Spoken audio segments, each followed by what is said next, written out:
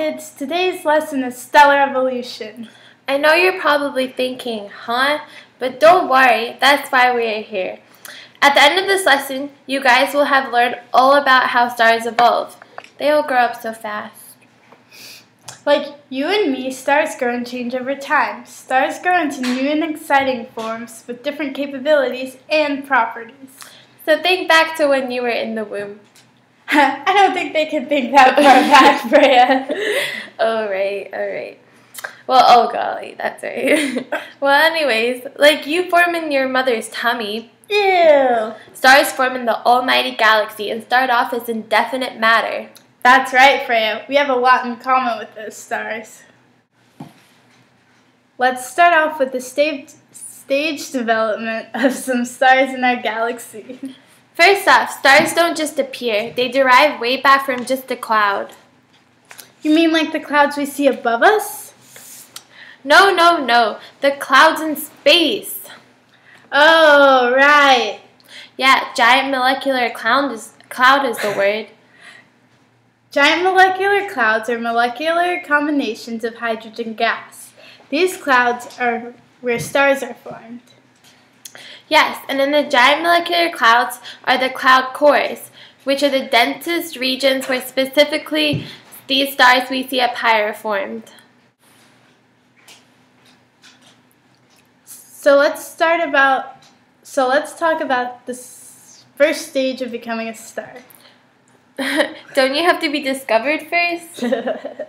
We're talking about two different types of stars, young one. All right, back to astronomy. Get your head out of the clouds. So remember that cloud core? Once the cloud core of gas collapses under pressure, a protostar is formed. But at this stage, the nuclear reactions that a star undergoes have not occurred. The Volt-Russell theorem states that a star's entire course of evolution is determined on the initial mass and chemical makeup of the isolated star. So what you're saying is a star is like a baby in its womb before it is fully developed. And all babies look different and have different characteristics dependent on their genetic composition they are born with. Yes, indeed! Ding! So what happens next? Two different situations could occur. First, a brown dwarf could occur. No, not like Snow White and the Seven Dwarfs. That's just the name of the movie. Or it becomes a zero-age main sequence star. A brown dwarf is kind of like a fallen star. It is more massive than a planet, but not quite big enough to ignite nuclear fusion reactions at its core to shine as a true star. Aww.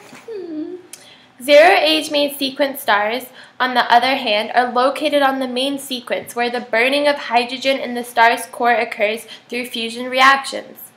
After those, they become main sequence stars, which undergo fusion of hydrogen into helium within their cores. It is important to also know that in red giant stars, heavy element burning occurs in these star developments. Are you following? I think so. In all main sequence stars, where production of nuclei heavier than hydrogen occurs through proton-proton chains, which it produces energy by converting hydrogen to helium. But in higher mass main sequence stars, the CNO cycle, which is also a series of reactions to help this conversion. Got it? After these reactions, a lot of helium has been produced and triple alpha processes occur. This nuclear process converts helium to form a carbon nucleus as a red giant. Yep, that's right. One type of star in the main sequence is the red dwarf. These ones make up the majority of stars in the sequence. Alright, so they are relatively cold and small. Fun fact! Most red dwarfs have a mass of less than 1/2 the Sun. A factor that all main sequence have is hydrostatic equilibrium. That's a mouthful. Yeah. Which is when the product is stable and the velocity is constant over time. Know that. I think We need some help, though. That was a lot of information, even for us. Let's call Bill Nye the Science Guy. Oh, yes, he is so cool.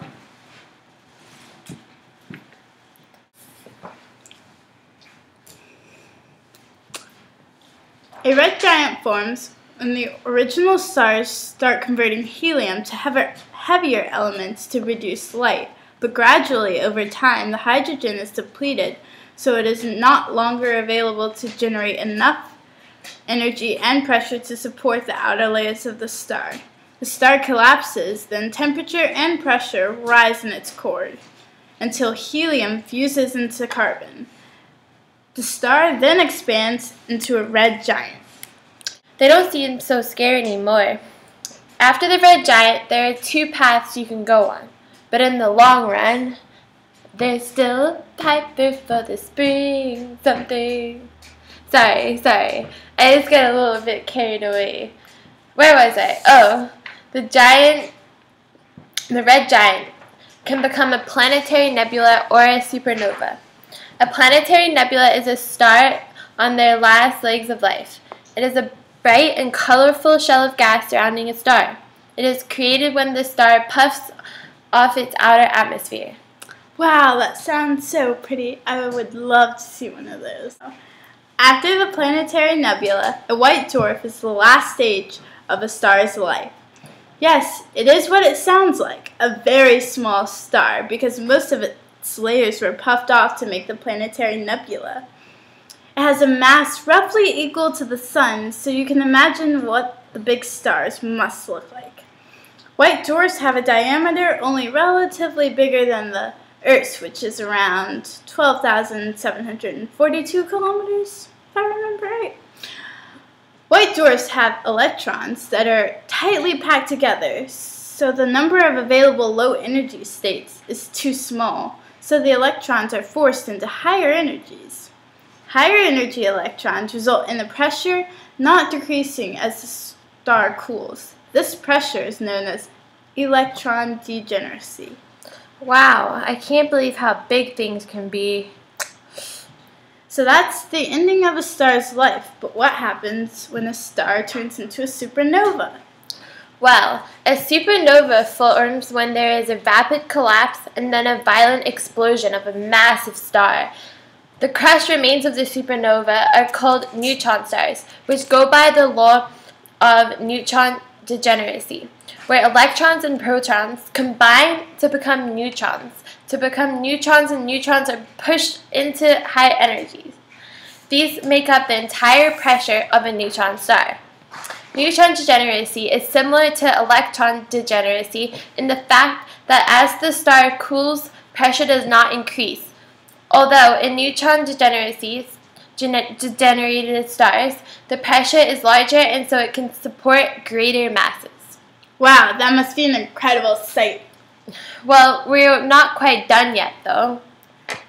Black holes can derive from supernovae as well. These objects are so powerful that nothing can escape them, including light. Ooh. The gravity is very strong, so it crushes normal space-time out of existence. Wow, I wish my boyfriend was that strong. My last boyfriend couldn't even hold a relationship. Pow! You're a nigga shit. Ding dong! Oh, that's Bill Nye! Do I look pretty? Yeah, real cute.